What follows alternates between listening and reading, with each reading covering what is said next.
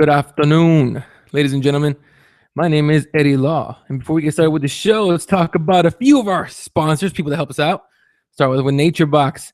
Nature Box, delicious snacks. Now, not all of them are very good for you. Okay, I mean, okay, they're better for you than anything else, man. It's better than the tweaking you're about to grab at the gas station or the pretzel box you're about to get. It's all dried pretzels. Look, first of all, Nature Box is good stuff, and they got pretzels too, but they're delicious.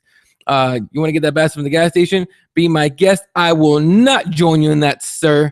I will get the good stuff from Nature Box: pistachios, dried fruits, almonds, everything you could want. This delicious snacks. That's Nature Box right there. Also, F3 Foods. You can get your meal plan. You've been trying to lose weight. A lot of it has to do with your nutrition, what you eat, what you stuff down your gullet, ladies and gentlemen. That burger's not going to help you. Chipotle, for the most part, won't help you. All that stuff that you eat every single day as junk food, fast food, whatever. If you are too lazy to cook for yourself, hit up F3 Foods. Go to their website, f3foods.com, or the Get Fit. Wow, I can't remember. I can't believe I can't remember the name. It's the okay. Well, I give up on remember that name because I can't remember it. So, go to f3foods.com. When you go to checkout, use the promo code CrossBones. That's CROSSBONES, all one word, for a discount. Also, Traxofen.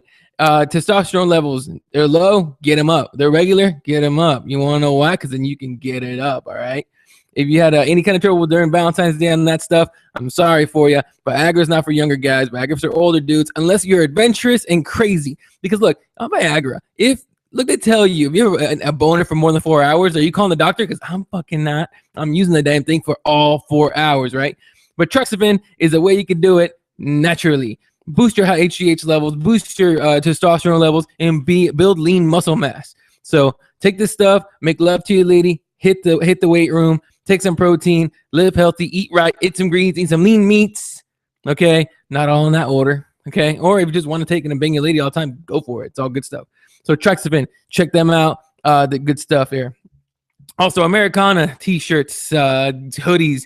Look, they have some of the best design stuff anywhere, and they support your boy and CrossBonesMMA.com and our buddy John Galloway and the rest of the guys. Helps us all out. The owner is the badass dude. He's awesome. So, and look, they're just some badass shirts, man. You should definitely go check it out. Check out Americana for all of their products. Also, On It. You hear everyone talk about On It. So good. Alpha brings the shit. I use this stuff. I use their hemp protein. Hemp protein is awesome. And the stuff they have is delicious. They have chocolate. I believe they have a couple new flavors. They also have kettlebells that look like gorillas. And just like Rogan says, if you need motivation to work out with a kettlebell that looks like it's going to bite your dick off. It will do it for you, ladies and gentlemen. Believe me. All right. And that's going to do it for that. For all of those sponsors and affiliates and everything, go to CrossBonesMMA.com. Click on the store and affiliates page. Go up and down that thing. You can click on shit and get yourself some good stuff. Also, last but not least, Amazon. Go to CrossBonesMMA.com. We have a little square there on the page. If you buy through there, right? If you just search Amazon, type in whatever you want, click go. If you buy something from there, it helps us out. We would definitely greatly appreciate it.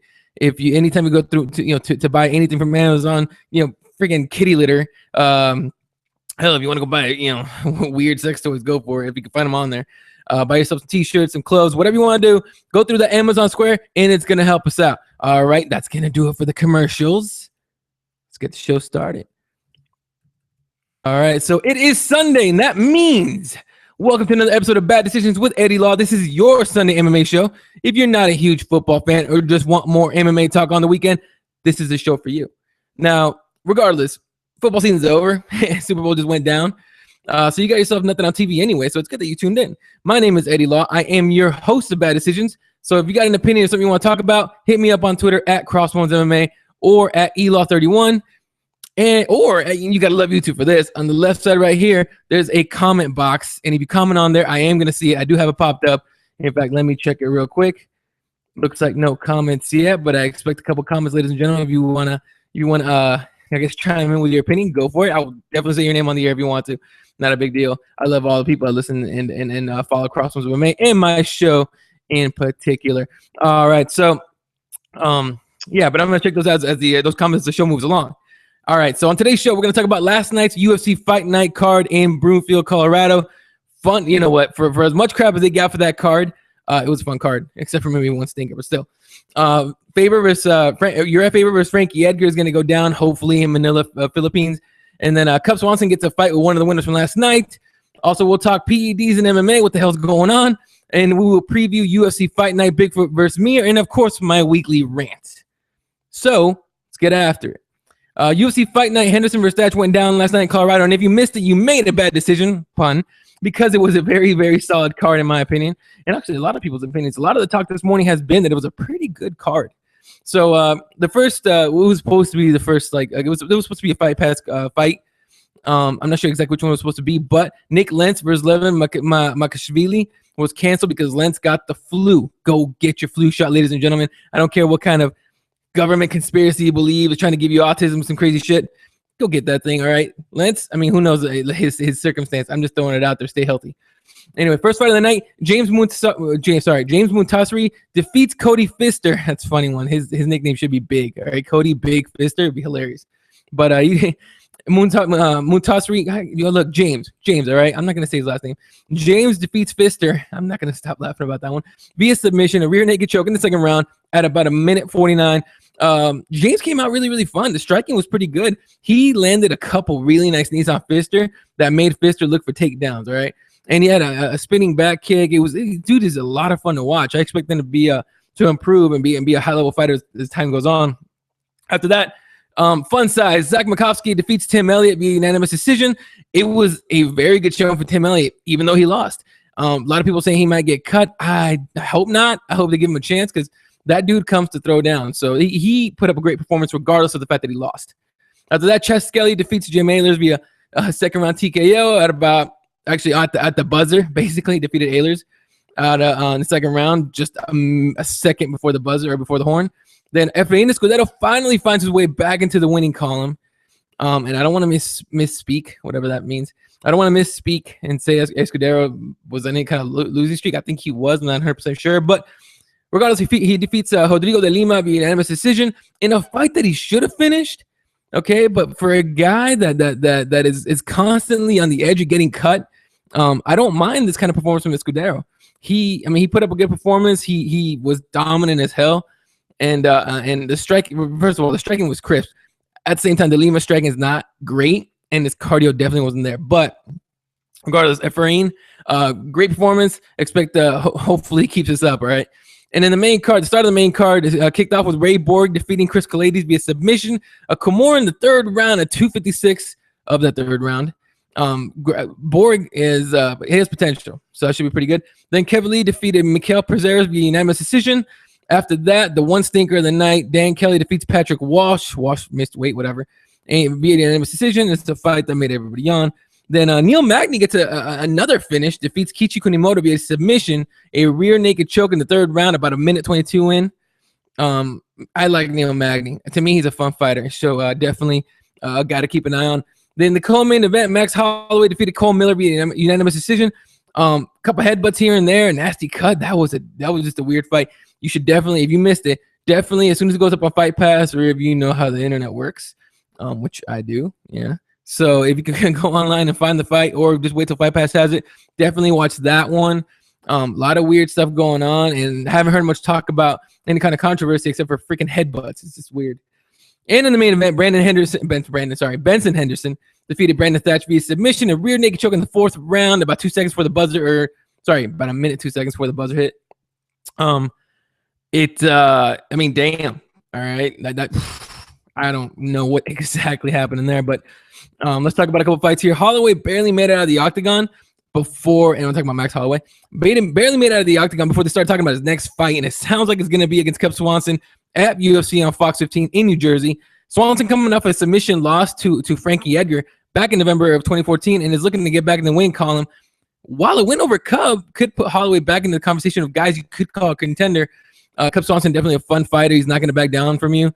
And Holloway showed a lot of heart last night, so it should be that would be a great fight. In fact, there's a couple things popping on my Facebook feed. There are a couple of reports out there saying that it's signed and ready to go for that New Jersey card, which would be pretty nice. And of course, in Frankie Edgar's backyard. So Cub Swanson could be like, hey man, you know, I didn't show up last time.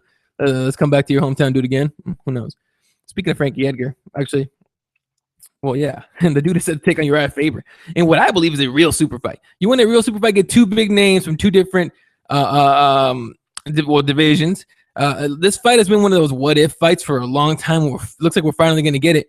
And it actually might go down in the Philippines in the UFC's first card in Manila. So that's going to be a sick fight. More than likely going to be a catch weight of 140. I don't see Uriah Faber wanting to go up to 145 or even Frankie Edgar come down to 135, although I'm sure he could do it. Anyway, so now back to this UFC Fight Night card from Colorado last night. I want to talk about Benson Henderson. Now, Bendo's been a guy who hasn't been very exciting for a while now. He seems to be content with going for decision wins, and this is dating back to his days as lightweight champ. Get the W whatever way necessary, and he still is that way. But coming into this fight, it seemed like the odds were against Benson. The size difference was incredible. If you watch the weigh-ins, it was like, holy crap. Like, if you went to UFC.com and looked at the little fight card they have on there, where you can click and look at all different fighters, they looked like they were the same height.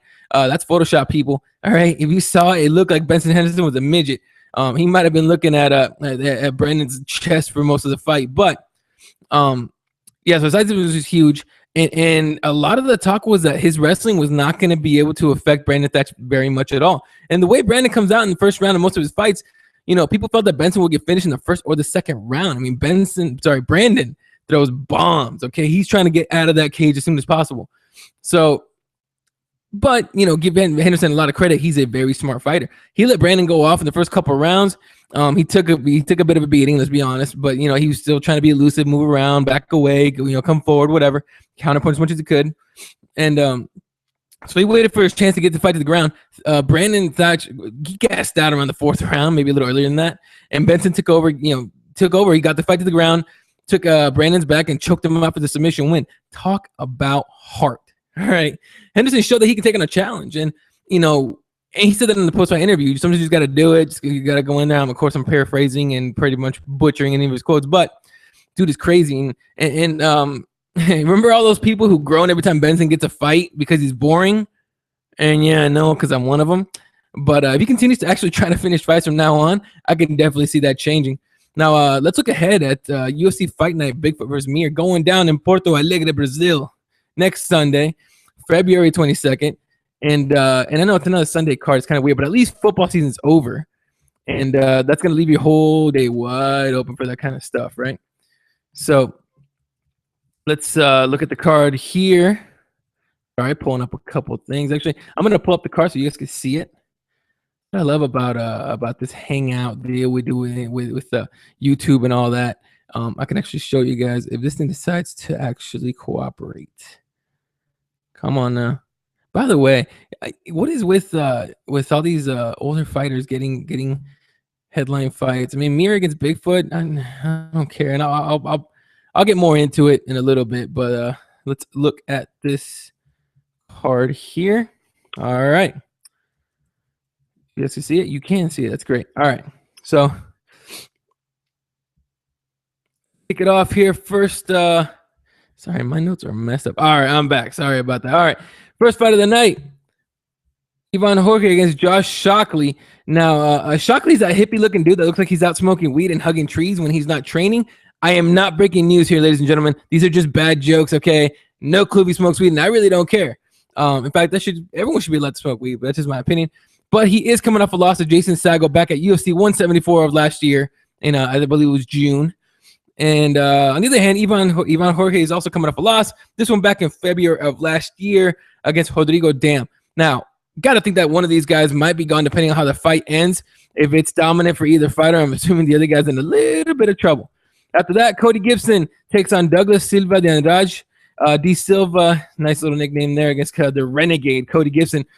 Now, Gibson looks a lot like James Franco's little brother, right? So the Renegade, quote unquote, the Renegade, is back in the octagon after losing to Manny Gamborian via guillotine choke at UFC 178 in September of last year. And Andrade lost back in February of last year to Zubaria Tukagov. Come on with the last names, man. I don't know about these dudes' names. Whatever. Zubaria. Come on, buddy. I'm just kidding. It's not his fault. His parents name him that. Anyway, and so that's going to be your early UFC Fight Pass prelim starting at 5 p.m. Eastern, 2 p.m. Pacific time, 3 p.m. Pacific or Mountain Standard if you're in my area of the country. The Fox Sports 1 prelims kick off at 6 p.m. Eastern, 3 p.m. Pacific time with Wendell Oliveira taking on TJ Waldberger, their modern day warrior. This guy definitely plays World of Warcraft, okay? I guarantee it. Anyway, Wendell got knocked out back in September at that Bigfoot versus Arlovsky card, and he takes on Wahlberg, who's riding a 2-fight losing streak, so plenty of motivation for TJ to get a win here. Otherwise, it's out of the UFC for you, most likely. All right, the rest of the prelims here, we'll have Thiago Trator against Mike De La Torre, El Cucuy, awesome nickname. El Cucuy is another way to say the boogeyman in Spanish.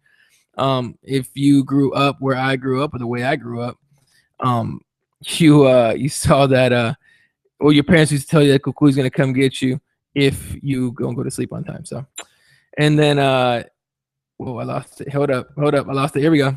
Anyway, after that, William Macario Patolino is a very exciting Brazilian fighter, one of the young guys from the Tough Brazil seasons, taking on Matt Dwyer.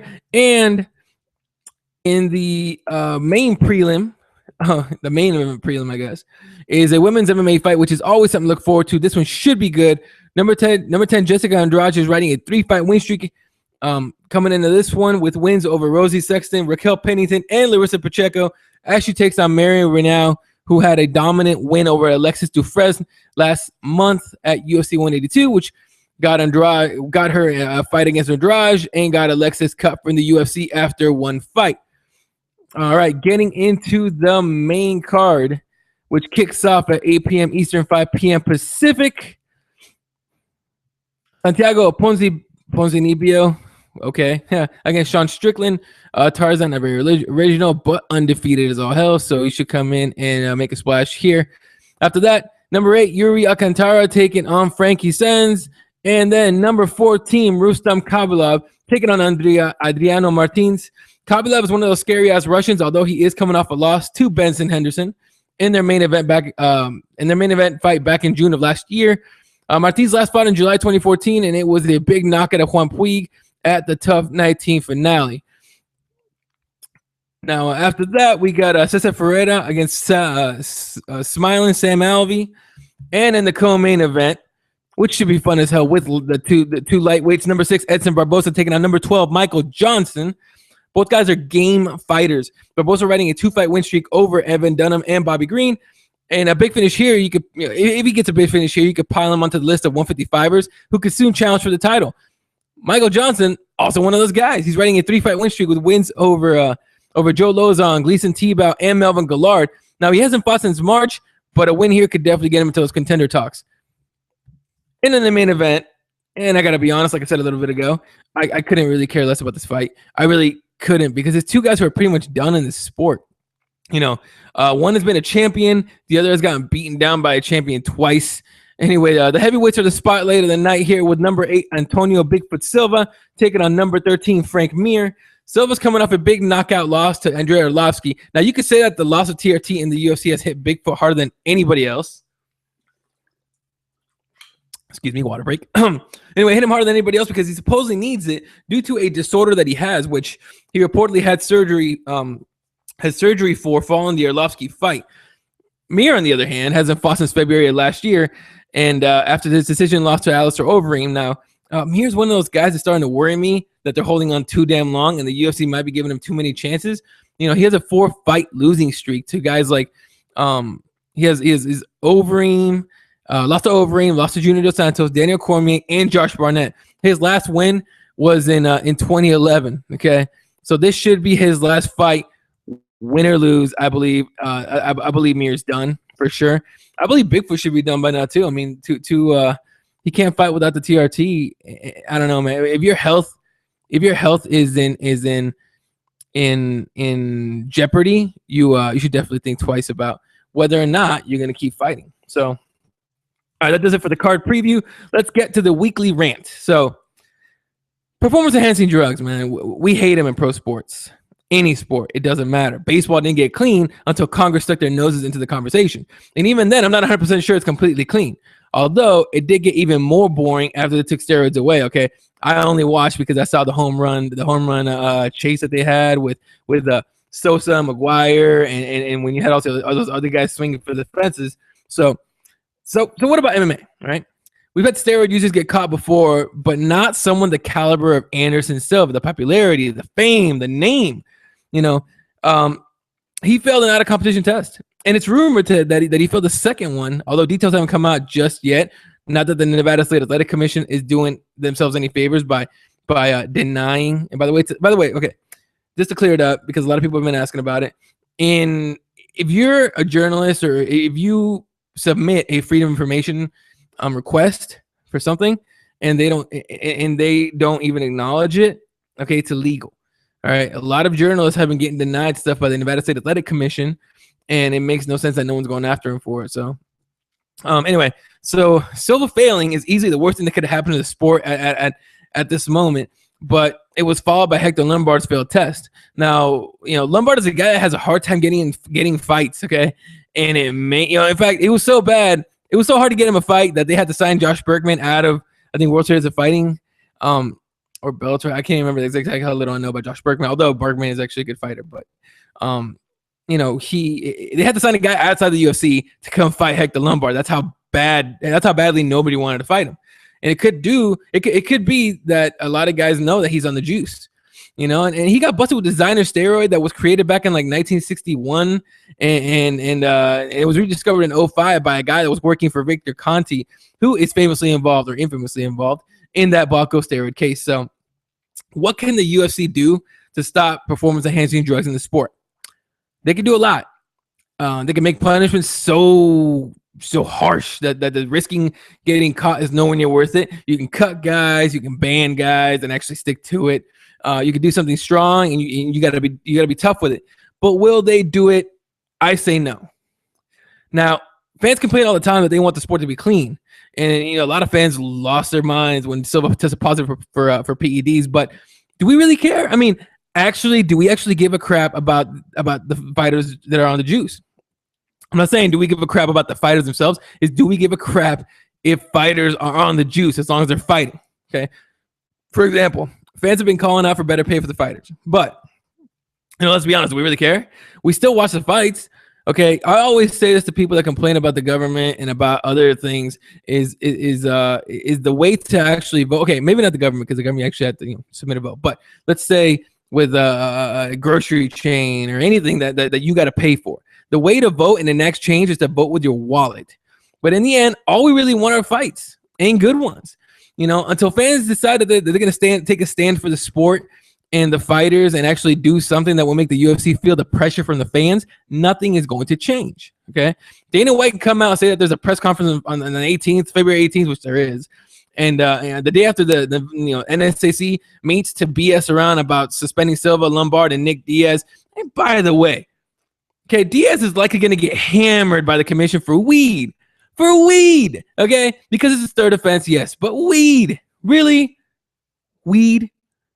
Get the fuck out of here with that stuff. I just censored myself. But anyway, Dana White saying that they're gonna do something about PEDs. It doesn't impress me in the least. They've been talking about it for a long time, saying they're gonna change things, but has anything actually changed? Again, I argue no. Now a lot of it, had to do with the out of competition testing and all that, and that they messed up. Now, Icy Vegeta on YouTube tells me that Combate, which is a Brazilian website, Brazilian MMA website, reported that Anderson failed the Fight Night test, and apparently has a story. I'm gonna have to check that out, and I'll tweet about it. And thanks for that, Vegeta. By the way, I loved Dragon Ball Z as a kid, so that might be my favorite name that I've seen on YouTube ever. Anyway, so we'll see if that comes out and gets a bigger story. And I want to see what Nevada's actually going to do about that. But anyway, has anything actually changed since Dana White said anything? No. Because the money's still coming in. So until the fans take a stand and hold back dollars, you might as well all just shut up and enjoy the fights, because the UFC is not going to change a damn thing when they're still getting millions and millions of dollars. And that includes the PEDs. Hold your wallets or nothing changes. That's literally what's going to be what it's about now. All right.